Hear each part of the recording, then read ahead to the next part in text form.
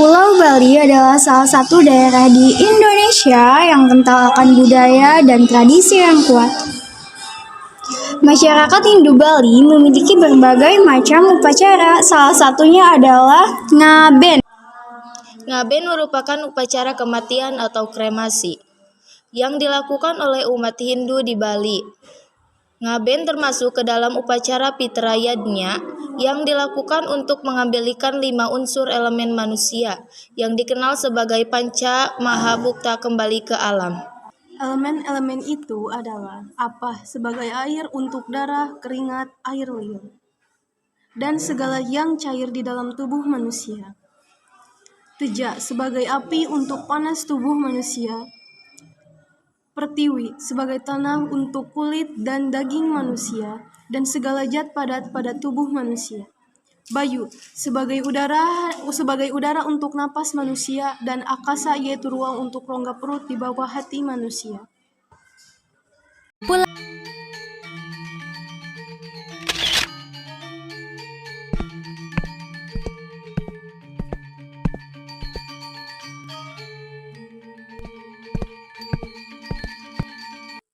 Halo Bli, permisi. Kau boleh tahu rombongan mau kemana ya? Oh iya, namaku Dina. Halo Dina, aku Putu. Ini kita mau mengadakan acara ngaben. Ngaben itu apa sih, Bli?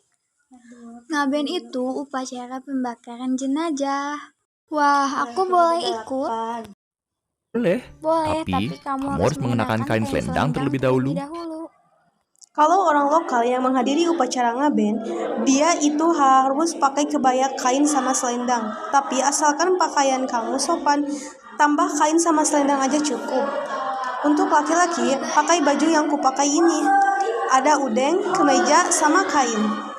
Oh, seperti itu. Iya, sekarang mari kita lihat proses upacara ngaben. Nah, sebelumnya kita sudah melakukan ritual ngulapin. Proses ini merupakan proses pemanggilan sang roh seseorang yang sudah meninggal agar tidak jauh dari tubuhnya. Proses ini dipimpin oleh seorang pemangku. Pemangku biasanya memakai baju putih-putih dan akan memimpin jalannya upacara. Pemangku akan membacakan doa dan membunyikan lonceng atau genta. Setelah proses ngulapin selesai, maka selanjutnya jenazah dimandikan. Proses ini masih dipimpin oleh pemangku. Jenazah dimandikan dengan air suci yang diambil dari mata air yang disucikan dianggap suci oleh masyarakat setempat. Setelah dimandikan, akan diletakkan daun intaran di atas alis jenazah, lalu uang pis bolong di atas mata jenazah, bunga melati untuk menutupi lubang hidung jenazah, dan kuanggen yang diletakkan di atas dada, bahu, siku, lutut, dan telapak kaki. Ini supaya mengembalikan fungsi tubuh jika roh mengalami reinkarnasi. Selain itu, jenazah akan dipakaikan kain kasar. Lalu, berikutnya jenazah akan dimasukkan ke dalam peti. Wah, tinggi sekali. Ini apa namanya, Bli? Ini namanya badai. Badai itu apa sih? Badai itu adalah sebuah wadah untuk membawa jenazah ke setra atau tempat pembakaran. Peti jenazah tadi akan siap dimasukkan ke dalam badai. Ukurannya besar ya? Apakah semua badai bentuknya sama?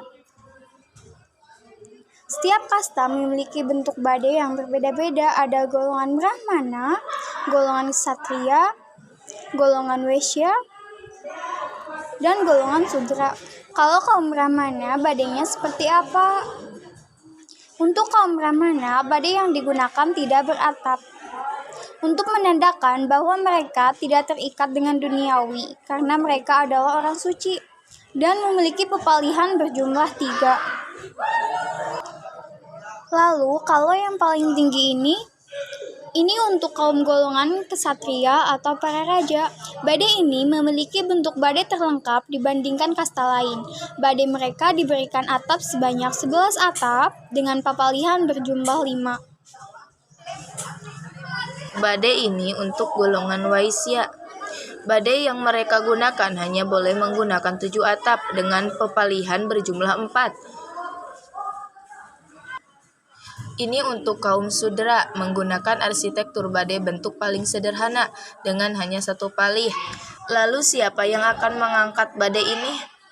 Badai ini akan dibawa bersama masyarakat setempat, lalu badai akan dibawa menuju serta atau tempat pemakaman jenazah.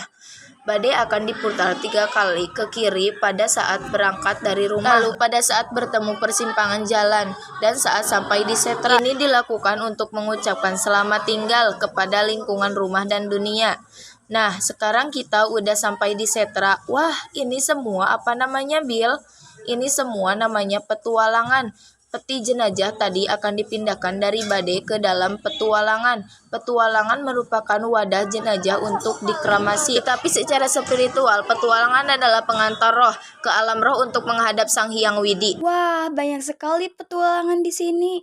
Kenapa bentuk mereka berbeda-beda? Bentuk petualangan berbeda-beda tergantung dengan kasta mereka, dan juga ada petualangan yang dipengaruhi oleh tempat mereka tinggal. Contohnya yang ini adalah petualangan lembu. Biasanya digunakan oleh orang-orang yang dipandang suci. Untuk lembu putih digunakan oleh para pendeta dan pemangku. Untuk lembu hitam digunakan oleh kesatria, Sora Waisna Welaka, dan Brahmana Welaka. Lembu merah dipakai oleh Sora Pande Welaka.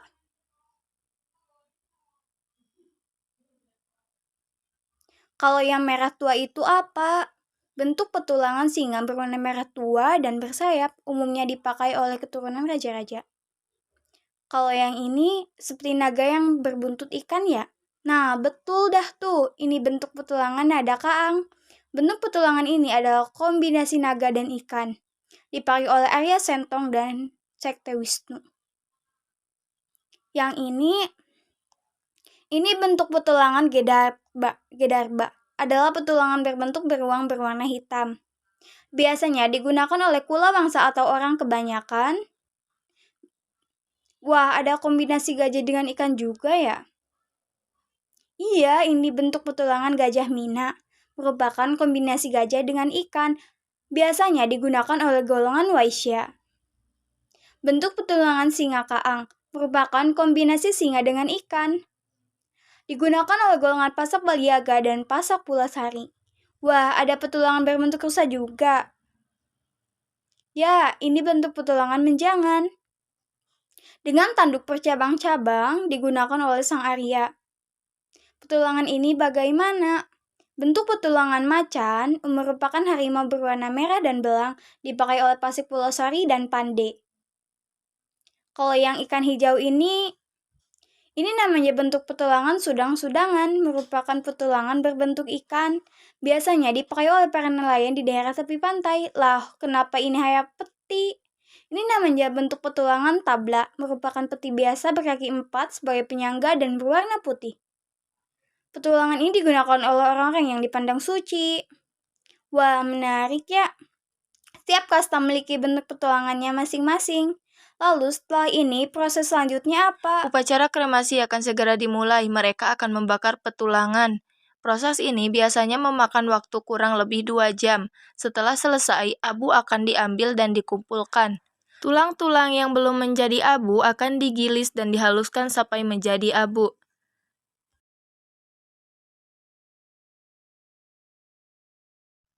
Kita kenapa ke pantai? Kita mau melaksanakan proses nyadud. Nyadud?